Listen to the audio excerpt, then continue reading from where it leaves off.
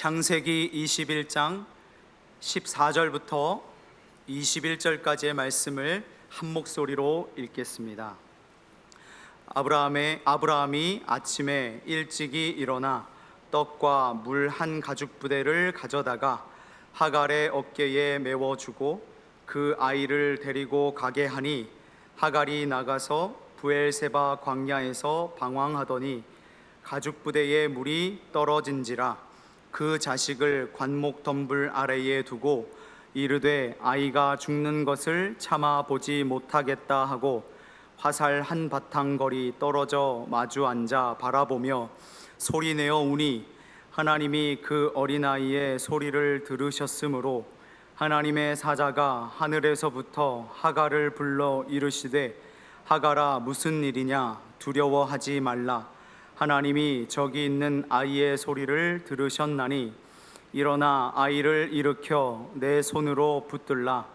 그가 큰 민족을 이루게 하리라 하시니라. 하나님이 하갈의 눈을 밝히셨으므로 샘물을 보고 가서 가죽 부대에 물을 채워다가 그 아이에게 마시게 하였더라. 하나님이 그 아이와 함께 계심에 그가 장성하여 광야에서 거주하며 활 쏘는 자가 되었더니, 그가 바란 광야에 거주할 때에 그의 어머니가 그를 위하여 애굽 땅에서 아내를 얻어 주었더라. 아멘. 요새 창세기 말씀을 묵상하면서 하나님께서 주시는 즐거움이 제 안에 가득합니다. 우리 성도님들께서도 그런 즐거움이 있으십니까? 그동안 보지 못했던 것을 보게 하시고, 알지 못했던 것을 알게 하시고, 깨닫지 못했던 것도 깨닫게 해주시니 그 은혜가 커서 참 기쁘고 즐겁습니다. 하나님께서 아브라함의 인생사를 언약 가운데 이끌어 가시는 것을 읽고 있는데, 우리가 최근에는 하갈과 이스마엘이 등장하면서 여러 문제가 발생하고 있지 않습니까? 본문 말씀도 그 이야기를 다루고 있는데, 여기서 나오는 부정적인 의미의 내용들을 뽑아보면 14절에 방황하더니, 15절에 물이 떨어진지라, 16절에 아이가 죽는 것을 참아 보지 못하겠다, 그리고 소리내어 우니, 그리고 17절에 하갈아 두려워하지 말라. 그러니까 두려워하고 있으니 하나님이 두려워하지 말라고 말씀하시는 거니까 두려워하지 말라라고 해서 계속해서 하갈의 인생, 이스마엘의 인생을 보면 참 서글프다, 인간적인 면에서 참 서글프다라는 생각을 많이 했습니다. 그런데 그것도 어디까지나 제 인간적인 생각일 뿐이고, 역시나 하나님께서는 역전의 은혜를 마련해 두고 계셨는데, 중요한 것은 그것을 인간이 받아들이고 누리느냐, 아니면 그 복을 걷어차느냐 하는 것에 달려있다.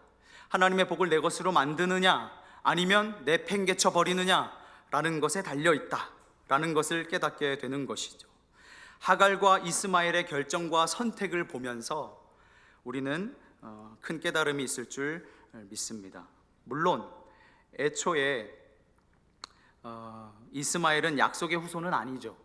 하나님께서 말씀하시기를 아브라함의 아내 사라가 낳은 아들, 그 이름을 이삭이라 하는 자만이 하나님의 언약 자손인 것을 우리는 말씀을 통해서 알고 있습니다. 그 말씀이 창세기 17장 18절 19절 말씀인데요, 아브라함이 이에 하나님께 아뢰되 이스마엘이나 하나님 앞에 살기를 원하나이다. 아브라함이 그렇게 불신앙적으로 하나님 앞에 말했어요. 나이는 들어가니까. 그러자 19절에 하나님이 이르시되 아니라, 내 아내 사라가 내게 아들을 낳으리니 너는 그 이름을 이삭이라 하라. 내가 그와 내 언약을 세우리니 그의 후손에게 영원한 언약이 되리라. 이스마엘 아니고 이삭이라 하는 그 아들, 그를 통해서 내가 하나님의 약속을 이루리라 말씀을 하셨어요. 중요한 것은 인간적인 생각들로 발생한 문제 때문에 하갈과 이스마엘이 쫓겨나게 됐지만 하나님마저 그들을 버리시지는 않았다는 거예요. 그들에게도 이삭 못지않은 복이 담긴 소중한 언약의 말씀을 주신단 말이에요. 그게 창세기 21장 18절 말씀이죠. 일어나 아이를 일으켜 내 손으로 붙들라. 그가 큰 민족을 이루게 하리라 하시니라. 이것은 하갈이 하나님께 직접 들은 말씀이고, 창세기 21장 13절에 보면 그러나 여종의 아들도 내 씨니 내가 그로 한 민족을 이루게 하리라 하신지라. 이 말씀은 하나님께서 아브라함에게 들려주신 말씀이에요.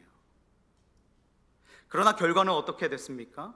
자신의 욕망과 욕심을 채우기 위해서 육적인 복만 취했고, 하나님께 대한 언약 이행은 잊은 채 자신의 욕망과 욕심을 채우기 위해서 육적인 복만을 추구했던, 그래서 그것을 선택하고 결정했던 그 하갈과 이스마엘은 나중에 성경에 더 이상 찾아볼 수 없는 인물들이 되고 말죠. 이젠 이 말씀 앞에서 우리도 어느 한편을 택해야 할 기로에 서 있다는 것을 아셔야 합니다. 나는 어느 쪽을 향할 것인가? 아브라함과 이삭, 그 언약의 길로 갈 것인가? 아니면 이스마엘, 하갈처럼 언약을 내팽개쳐버리고 걷어차버리는 인생을 향할 것인가? 이 시간 하나님께서 그 물음을 우리에게 던지시는 거예요. 창세기 21장 1절부터 7절에는 약속의 자손이 이삭의 출생에 대한 내용을 기술하고 난 뒤에 8절부터 21절까지 추방당한 하갈과 이스마엘의 이야기까지 전부 포함시키고 있습니다. 약속의 자손인 이삭의 이야기만 실어도 될 텐데, 약속의 자손이 아닌 이스마엘의 이야기까지도 하나님은 성경에 기록해 하셨어요. 하나님께서는 언약의 줄기에 속하지 않았다고 해서 깡그리 무시하고 외면하시는 것이 아니라, 하나님께서 그들을 향한 뜻을, 또 그들을 향한 또 주시는 말씀이 무엇인지를 우리에게 보여주시는 것이죠. 본문은 그 사실을 말해주고 있는데, 하갈과 이스마엘의 쫓겨남, 그리고 광야에서의 방황으로 이야기가 진행되는데, 인간의 시각으로 보면 추방이고 쫓겨남이고 서글프고, 아까 제가 말씀드렸듯이 서글프고 또 방황이고 그렇지만, 하나님의 편에서는 그들을 향한 경륜이고 그들을 향한 섭리고 그들을 향한 인도하심이 있다는 것을 우리가 보게 되는 거지 않습니까? 그들의 삶을 보호하시고 지키고 계시는 것, 또 하나님께서 함께하고 계시는 것을 보게 됩니다. 실제로 함께 계신다라는 표현이 좀 이따 나오는데요, 8절부터 21절의 내용을 이렇게 나눠서 보면 전반부 8절부터 13절까지의 내용에 사도 바울이 갈라디아서 4장에 보면 기독교의 진리의 정수를 설명하면서 이 본문을 다뤄요. 즉, 자유한 자와 예속된 자, 두 아들 이삭과 이스마엘을 약속을 따라 난 자와 육체를 따라 난 자로 그러니까 영적으로 해석을 하거든요. 그래서 이삭과 이스마엘이 더불어서 하나님 아브라함의 품 안에서 공존할 수 없는 이유를 구속사적으로 설명을 해 나갑니다. 그냥 이렇게만 말씀을 드리고 넘어가면 갈라디아서 말씀이 뭔 말씀인지도 모르시고 잘 이해가 안 되실 테니까 약간 번거롭더라도 다 같이 찾아서 읽어보면 좋겠어요. 성경 한번 열어보시겠습니까? 화면에도 준비를 했는데 성경을 이왕이면 좀 보셨으면 좋겠어요. 좀 길거든요. 갈라디아서 4장인데요 22절부터 31절까지의 말씀입니다. 조금 다소 길기는 한데 사랑하는 주님의 말씀을 읽는 것이 우리의 기쁨 아니겠습니까? 아멘이시죠? 갈라디아서 4장 22절부터 31절까지 한번 읽어보겠습니다. 기록된 바 아브라함에게 두 아들이 있으니 하나는 여종에게서 하나는 자유 있는 여자에게서 났다 하였으며, 이 여종에게서는 육체를 따라 났고 자유 있는 여자에게서는 약속으로 말미암았느니라. 이것은 비유니 이 여자들은 두 언약이라. 하나는 신의 산으로부터 종을 낳은 자니 곧 하갈이라. 이 하갈은 아라비아에 있는 신의 산으로서 지금 있는 예루살렘과 같은 곳이니 그가 그 자녀들과 더불어 종 노릇하고, 오직 위에 있는 예루살렘은 자유자니 곧 우리 어머니라. 기록된 바 잉태하지 못한 자여 즐거워하라. 산고를 모르는 자여 소리질러 외치라. 이는 홀로 사는 자의 자녀가 남편 있는 자의 자녀보다 많음이라 하였으니, 형제들아 너희는 이삭과 같이 약속의 자녀라. 그러나 그때에 육체를 따라 난 자가 성령을 따라 난 자를 박해한 것 같이 이제도 그러하도다. 그러나 성경이 무엇을 말하느냐? 여종과 그 아들을 내쫓으라. 여종의 아들이 자유 있는 여자의 아들과 더불어 유업을 얻지 못하리라 하였느니라. 그런즉 형제들아, 우리는 여종의 자녀가 아니요 자유 있는 여자의 자녀니라. 할렐루야. 아멘. 그래서 이번 창세기 21장의 본문을 사도 바울이 갈라디아서 4장에서 정리한 이 의미 안에서 해석할 때 안전한 해석이 될 수 있어요. 물론 창세기는 창세기 나름대로, 창세기의 말씀 그대로 구약의 빛 아래에서 읽어 나가야 하기도 하지만 그 자체로도 중요한 책이지만, 의미가 있지만, 우리는 아무래도 신약 시대를 살고 있는 성도들이다 보니까 그 갈라디아서의 4장에 있는 말씀 그 안에서 해석하는 것이 좋겠다. 여기 바울의 해석을 기반으로 삼고 하나님께서 세부적으로 깨닫게 하시는 말씀의 은총이 덧입혀지시는 그런 시간이 되셨으면 좋겠습니다. 본문 속 사건의 발단은요, 한 아이의 놀림에서부터 비롯이 됩니다. 21장 9절 말씀이에요. 사라가 본즉 아브라함의 아들 애굽 여인 하갈의 아들이 이삭을 놀리는지라.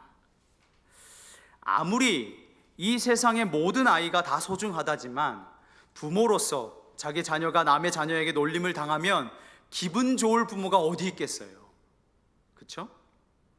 심지어 지금 놀리고 있는 이스마엘도 따지고 보면 내 아들이에요. 아브라함 입장에서는 자기 자식이란 말이에요. 놀리는데 기분 좋을 리가 없겠죠? 사라가 보니까 이스마엘이 고작 2-3살 먹은 어린아이를 놀리는데 그게 너무 괘씸한 거예요. 그래서 10절에 이렇게 이야기하죠. 그가 아브라함에게 이르되 이 여종과 그 아들을 내쫓으라. 이 종의 아들은 내 아들 이삭과 함께 기업을 얻지 못하리라. 내보내달라고 요청을 해요.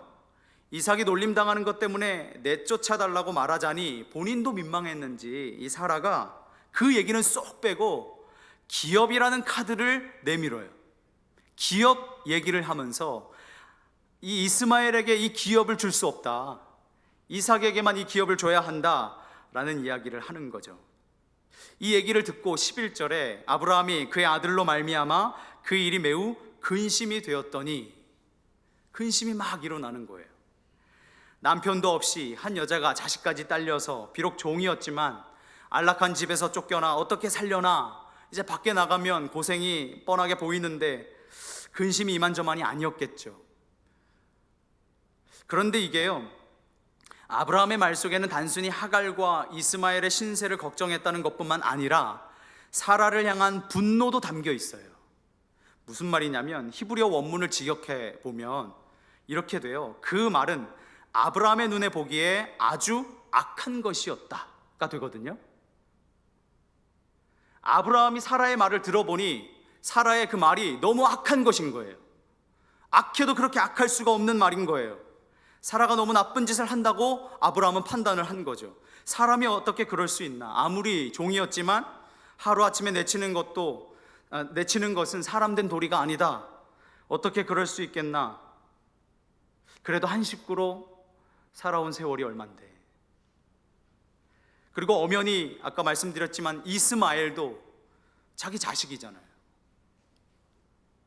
그런데 그가 과거에 저지른 잘못이 불현듯 뇌리를 스쳐 지나가게 되는데 2번씩이나, 아니 어쩌면 플러스 알파 더 많은 횟수로 자신의 생명을 부지하기 위해서 자기 아내를 누이로 속였던 모습이 막 떠오르는 거예요.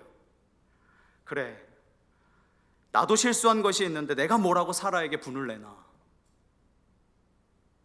그렇게 어찌할 바를 몰라서 아무 말도 못하고 발만 동동 구르고 있는 그때, 그 순간, 그 찰나에 하나님께서 아브라함에게 말씀하십니다. 12절, 하나님이 아브라함에게 이르시되 내 아이나 내 여종으로 말미암아 근심하지 말고 사라가 내게 이른 말을 다 들으라. 이삭에게서 나는 자라야 내 씨라 부를 것임이니라. 사람으로서는 매우 근심된 일이에요. 내쫓으면 어떻게 살지? 악한 일이에요. 어떻게 내쫓을 수 있어? 그러나 근심하지 말라 하는 그 하나님의 말씀이 들려오면 그 일로 말미암아 느끼던 근심이 다 떠나가게 되는 거예요. 그 일로 느꼈던 악한 모든 것이 합력하여 선을 이루게 되는 것을 느끼게 되는 거예요. 그러면 13절의 말씀을 듣고 근심이 어떻게 변합니까? 안심이 돼요. 그러나 여종의 아들도 내 신이 내가 그로 한 민족을 이루게 하리라 하신지라. 13절 말씀. 근심했는데 하나님의 말씀이 들려지니 안심이 되는 거예요. 그 하나님을 믿고 아브라함이 하갈과 이스마엘을 어떻게 하기로 작정합니까? 보내기로 작정을 해요. 14절 말씀이죠. 아브라함이 아침에 일찍이 일어나 떡과 물 한 가죽 부대를 가져다가 하갈의 어깨에 메워주고 그 아이를 데리고 가게 하니 하갈이 나가서 브엘세바 광야에서 방황하더니. 아브라함은 참 닮고 싶다, 멋지다 라고 생각하는 부분이 하나님 말씀에 순종할 때면 이렇게 부지런함을 떨어요. 하나님께서 그리하라 하시니 지체하지 않고 아침에 일찍 일어나서 하갈과 이스마엘에게 먹을 것을 주어 내보냅니다. 하갈과 이스마엘이 꼴 보기 싫어서 빨리 내보내려고 아침 일찍 일어난 게 아니고 하나님이 보내라 하셨으니 아침 일찍 일어나 보내요. 우리는 아브라함의 본문들을 통해서 그의 삶에 드러나는 연약함도 발견하지만 한편으로 하나님의 말씀에 대한 순종에서 그의 이 기민하게 움직임, 지체하지 않음, 이런 아주 특화된 모습으로 두드러지는 것도 보게 되죠. 우리도 하나님의 말씀이라면 이것저것 재지 않고 계산하지 않고 미루지 않고 지체하지 않고 서둘러 행하실 수 있기를 바랍니다. 그 은혜가 정말 큰 은혜예요. 하나님의 말씀 떨어지면 발등에 불 떨어진 것처럼 움직일 수 있는 은혜, 그것이 저와 여러분에게 있으면 좋겠습니다. 여기서 잠시 이스마엘의 나이와 관련해서 생각해 볼 거리가 있어요. 우리가 보고 있는 이 개역개정역에서는요, 이스마엘을 아이라고 번역을 했거든요. 심지어 17절에 보면 그 어린 아이라고 이렇게 번역을 해놔서 완전 애처럼 느껴져요. 그런데 히브리어 옐레드라는 단어를 보면요, 이 10대 후반의 나이를 가리키거든요. 그게 요셉을 가리킬 때도 이 옐레드라는 단어가 쓰여요. 어쨌든 이때 이스마엘의 나이를 계산해 보면 한 16, 17살쯤 되었을 것 같아요. 왜냐하면 16장 16절에 보면 하갈이 이스마엘을 낳았을 때 아브라함이 몇 세? 86세. 그리고 아브라함이 이삭을 낳았을 때 몇 세? 100세. 그럼 14년 차이잖아요. 거기에다가 이 오늘 말씀에서 이삭이 젖을 때 뗀 나이, 그러니까 보통 2년에서 3년 정도 생각을 하는데 그걸 더하면 16년에서 한 17년 정도 돼요. 그러면 이스마엘의 나이가 대충 짐작이 되는 거죠. 세계보건기구 WHO나 유니세프에 들어가서 이제 보니까, 제가 이제 자녀가 없으니까 잘 몰라서요, 검색을 해봤죠. 생후 2년까지는 모유 수유가 가장 안전하다 그래요. 권장을 해요. 그리고 그러니까 한국에도 대한 모유 수유 의사회가 있는데 여기도 한번 들어가 봤어요. 여기 보니까 생후 24개월 이상까지는 모유 수유를 해라, 그렇게 권고를 하더라고요. 그러니까 보통 2년에서 3년 정도는 모유를 수유를 해야 되는 거예요. 그러니까 그걸 더하면 이제 한 16, 17 정도 됐을 거다, 그렇게 추측을 해볼 수가 있겠죠. 셈하기 편하게. 어쨌든 우리나라로 치면 중학교 3학년 혹은 고등학교 1학년 정도 나이가 된 거예요. 너무 어린 건 아니었던 거죠. 쫓겨나더라도 충분히 엄마 하갈을 보살피고 옆에서 도와주면서 이렇게 서로 의지하면서 지낼 수 있을 만큼은 장성했을 것 같아요. 그렇게 아브라함은 하나님의 사인에 의지해서 하갈과 이스마엘과 헤어지기로 결심을 하고 이스마엘을 하갈에게 맡긴 채 떡과 물 한 가죽 부대만을 하갈의 어깨에 메워주고 그들을 보냅니다. 그런데 얼마 못 가서 아브라함이 근심했던 대로 하갈 모자는 어려움을 당하게 되는데 브엘세바 광야에서 방황하게 돼요. 여기서 방황하다라는 말의 뜻을 보면 옆길로 빗나가다라는 의미가 있거든요. 목적지가 뚜렷한데 정도를 걸어가야 하는데 왜 옆길로 갑니까? 왜 빗나갑니까? 그러니 제대로 간 게 아니라 빗나가는 것이죠. 그래서 히브리인들에게 방황이라는 것은 옆길로 빗나가다라는 생각이 있어요. 사랑하는 성도 여러분, 우리의 삶은 옆길로 이탈해서 방황하며 빗나간 인생 살지 말고 주 예수 그리스도를 향한 오직 한 길, 복음의 대로만을 걸어가실 수 있기를 주님의 이름으로 축복을 드립니다. 그렇지 않으면 하나님께서 주신 건강과 시간과 은사와 재물과 지혜를 하나님의 뜻 가운데 사용하지 않고 애먼데다가 쓰다가 인생 후회하고 마감하게 될 거예요. 그것이 내 눈이 보기에 아무리 좋아 보인다 한들 하나님께서 원하시는 삶을 살지 않으면 방황이라는 거예요. 이게 또 죄와 연결이 되잖아요. 신약 성경의 죄를 헬라어로 하마르티아라는 단어를 사용하게 되는데 이게 표적을 빗나갈 때 그 의미가 있어요.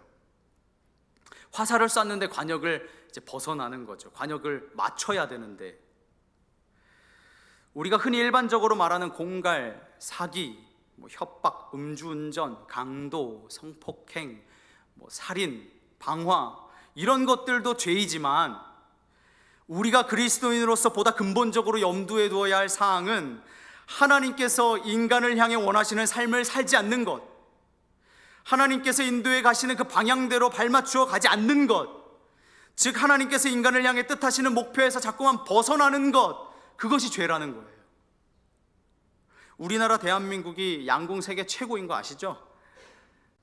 운동선수들도 제일 잘하는데 우리가 하나님을 향한 그 목적, 하나님을 향한 그 목표를 잘 맞춰야 되지 않겠습니까?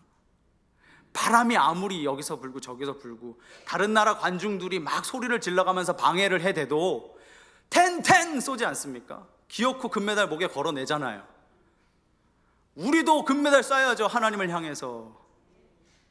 아무리 바람이 불어도 사단 마귀의 방해 공작이 있어도 하나님을 향해 정확하게 나아가실 수 있는 우리 거룩한 시 성동교의 모든 성도님들 되시기를 바랍니다. 15절에 가죽 부대의 물이 떨어진지라 그 자식을 관목 덤불 아래에 두고. 아는이 하나 없어 갈 곳도 없는데 설상가상 아브라함이 손에 쥐어준 물 한 가죽 부대마저도 다 동이 난 거예요. 그 뜨거운 광야에서 낮 동안 계속해서 방황을 했으니 목이 무척이나 말랐겠죠. 부엘세바, 이 지역에서는 물을 얻기가 참 어려웠어요. 위치상으로 팔레스타인과 이집트 사이에 끼어 있어서 불모지, 황무지란 말이에요. 주일에 살펴볼 내용인데 훗날 이곳은 아브라함이 아비멜렉에게 암양 새끼 7마리를 주고 사서 우물을 확보하고 정착한 뒤에 이삭과 야곱 등 3대에 걸쳐서 삶의 터전이 됐던 곳이기도 한데, 뜨거운 모래 폭풍이 하루에도 수십 번씩 왔다 갔다 하는 곳이기 때문에 네게브 사막, 지금이 네게브 사막이거든요. 그 중심에 있기 때문에 매우 힘든 곳이에요. 아마 아브라함은 하갈을 그녀의 고향인 이집트로 돌려보내려고 했던 것 같은데, 왜냐하면 이집트 사람이니까 이집트에 가면 좀 아는 사람들도 남아있지 않을까? 한 20년 세월이 흘렀지만, 그리고 자기가 살았던 곳이니까 잘 알지 않을까 싶어서 이집트로 돌려보내려고 했던 것 같은데,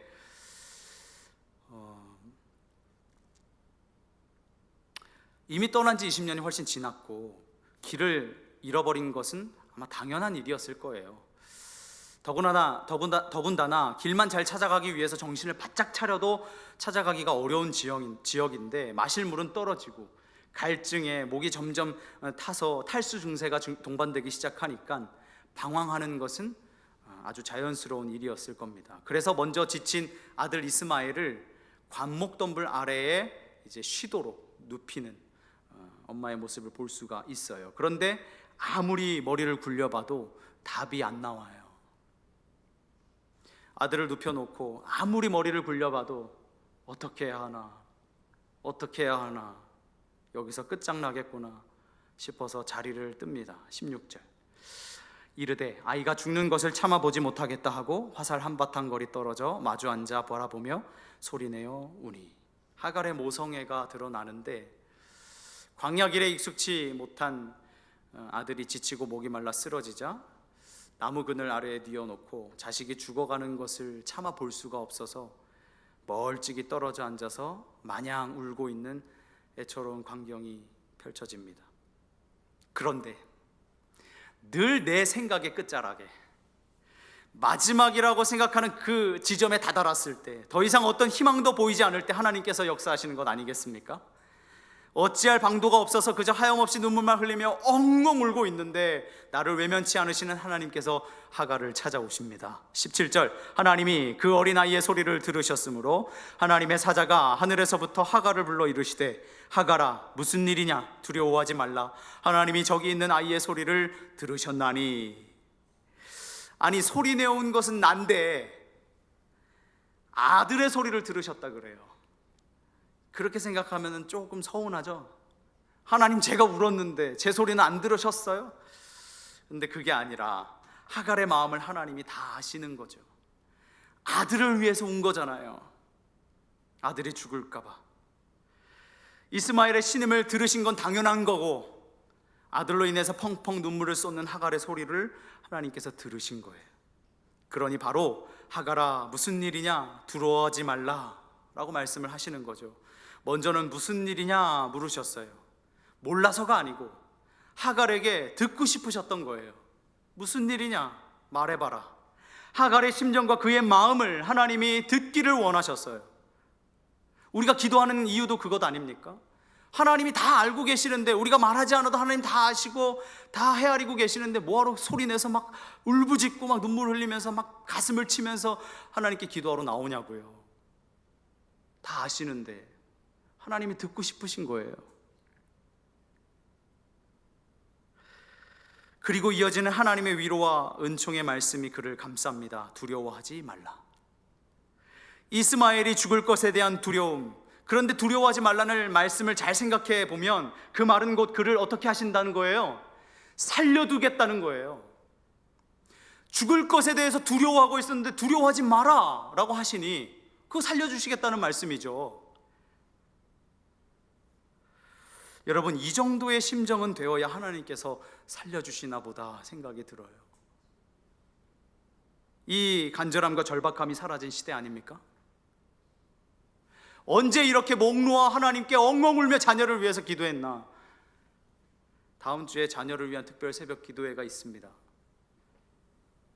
우리 주님께서도 말씀하셨죠. 누가복음 23장 28절, 예수께서 돌이켜 그들을 향하여 이르시되 예루살렘의 딸들아, 나를 위하여 울지 말고 너희 자녀들을 위하여 울라. 이번 기회에 하루도 빠짐없이 다 나오셔서 하갈의 심정으로 우리 자녀들을 위해서 우시죠.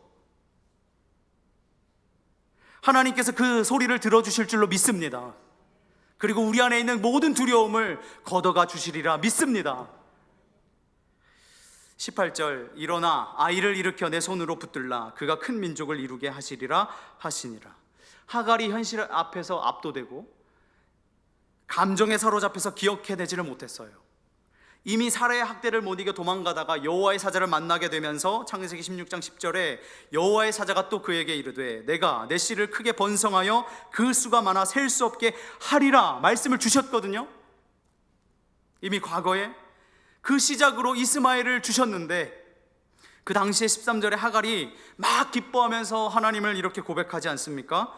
하갈이 자기에게 이르신 여호와의 이름을 나를 살피시는 하나님이라 하였으니 이는 내가 어떻게 여기서 나를 살피시는 하나님을 배웠는고 함이라. 그렇게 고백했었어요. 그러니 그녀가 하나님의 언약을 떠올렸더라면 여기서 아들이 죽는다 이렇게 끝날 것이라고 여기지 않고 하나님을 신뢰하며 살 길을 보여달라고 기도했을 텐데, 그러나 그런데도 불구하고 하나님께서는 그녀에게 믿음이 없다, 책망치 아니하시고 다시 한번 언약의 말씀으로 그를 붙드시고 일으켜 세우십니다. 광야에서 길을 잃고 죽어가는 보잘것없는 이 소년이 장차 아라비아의 족속의 원조가 될 것이라는 표현인데요, 영적인 복이 하갈과 이스마엘에게 약속이 된 거예요.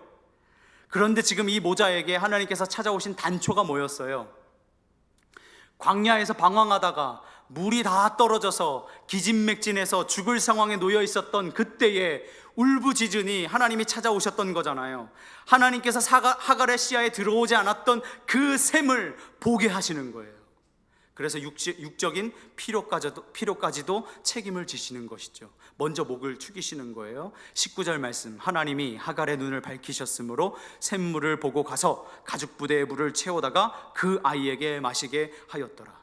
하나님께서 하갈의 눈을 밝혀주시니 전에는 샘물이 있는지도 몰랐어요. 하나님께서 가려졌던 것을 보게 하시니 그제서야 보이는 거예요. 저기 샘물이 있었네.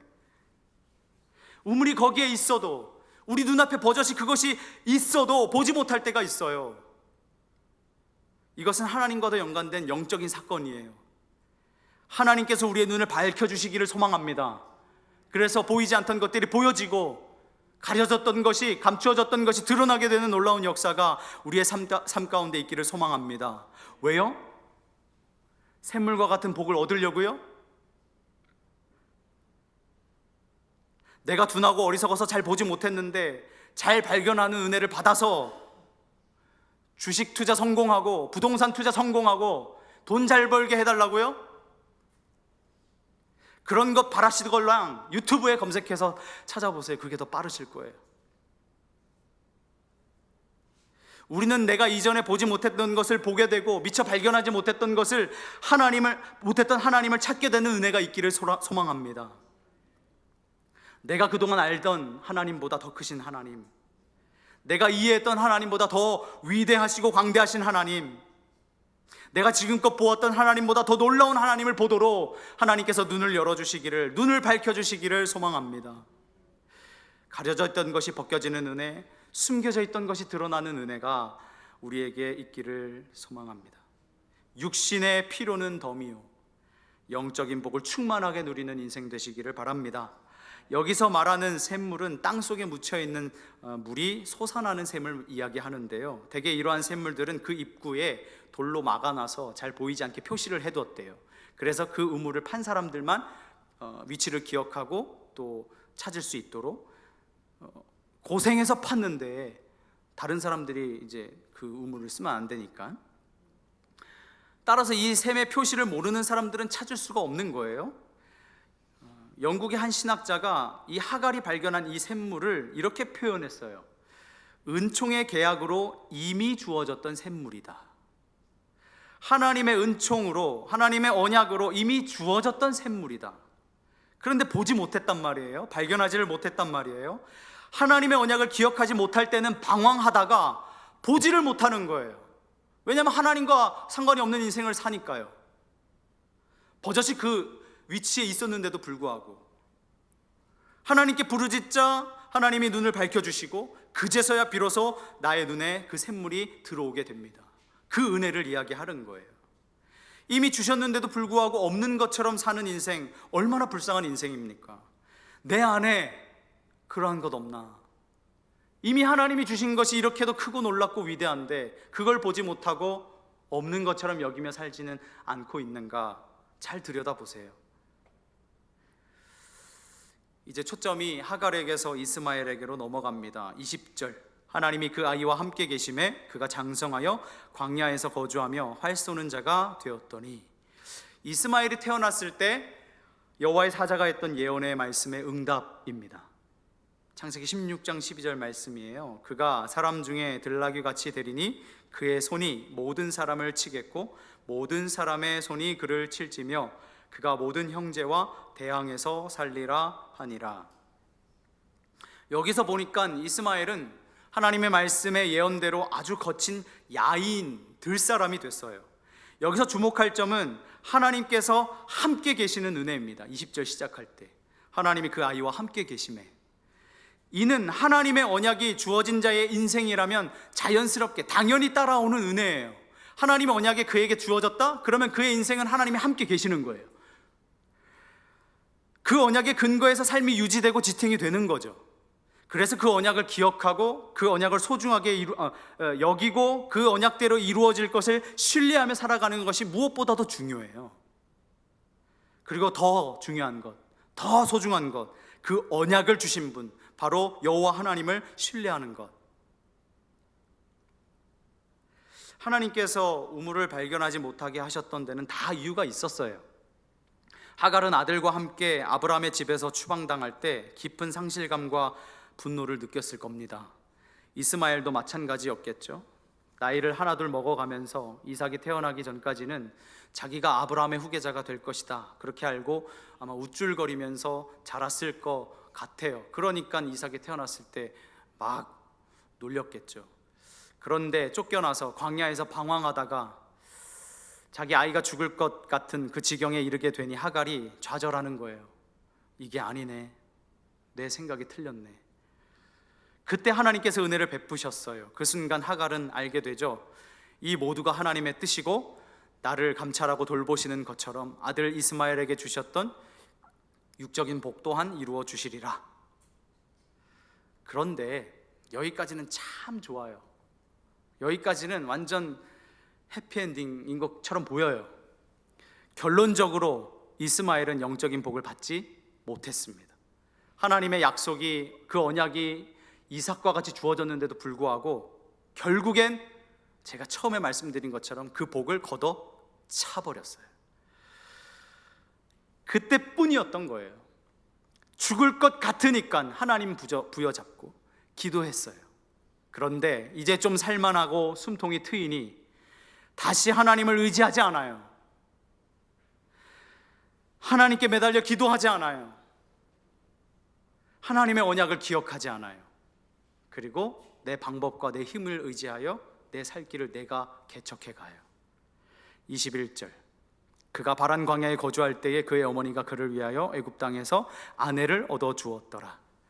하갈은 저 이스라엘 남서쪽 시나이 반도에 위치한 바란 광야에 위치해서 거주하면서 그곳에서 이집트 여인을 데려다가, 자기가 이집트 사람이었고 지금 이 바란 광야가 이집트하고 근방에 있거든요. 그러니까 살아가려니 막막하니 좀 쉽게 생각했는지도 모르겠어요. 하나님의 언약은 이미 까마득히 잊은 지 오래고, 여기서도 그녀는 하나님의 구원의 은혜를 겪었음에도 불구하고 또다시 언약을 잊게 됩니다. 그리고 이집트 여인을 데려다가 이스마엘을 결혼시키게 되죠. 그러니까 당연히 어떻게 되겠어요? 이스마엘은 하나님의 언약과 점점 관계없는 인생이 되는 거예요. 부모의 역할이 이렇게 중요한 것 아니겠습니까? 이방 여인을 취했으니 그들의 문화에 이방적 요소가 급속히 가세하여 이스마엘계의 아랍 족속은 히브리인과 이집트인의 피가 섞인 이중 혼혈족이 되고 결국에는 하나님의 언약에서 멀어진 이방 민족이 되고 말았습니다. 말씀을 마치면서요, 결국 시작도 정말 중요한데 마지막까지 가는 게 참 중요하겠다라는 생각을 했습니다. 군대에서 이등병 1병 시절에 선임 고참들에게 참 자주 듣던 말이 있어요. 다 아실 텐데 떨어지는 낙엽도 조심하자. 말년이 되면 전역을 앞두고 몸 건강히 전역할 그 곧 머지않은 제대하는 날짜에 제때 나가기 위해서는 작은 것도 조심하기 위해서 걷는 것도 막 이렇게 살금살금 걷고 그러거든요. 훈련도 다 빼려고 하고. 근데 이게 그리스도인의 삶에서도 아주 중요한 영적인 원리인 것 같아요. 지금까지 잘해왔으면 뭐합니까? 결승전까지 다 와서 기권할 거면. 성도 여러분, 지금까지 잘 달려왔으면 뭐합니까? 결승전 코앞에 두고 하나님 나라 입성 코앞에 두고 하나님 부인하고 떠나버리면 지금까지 내가 해왔던 모든 것이 다 아무것도 아닌 게 되잖아요. 성도 여러분, 하나님께서 하갈과 이스마엘에게 은혜 주셨고 언약 주셨고 살 길을 내주셨으면 그 은혜 갚으며 끝까지 가야지 중도 하차하면 되겠습니까? 감히 하나님께서 주시는 복과는 비교조차도 안 될 것들에 미혹돼서 세상 가치에 현혹돼서 하나님 내팽겨쳐버리고 자기 멋대로 살아가면 되겠습니까? 우리 그 무엇보다 귀한 하나님의 언약만을 꼭 붙드시고 끝까지 가실 수 있기를 주님의 이름으로 축복드립니다.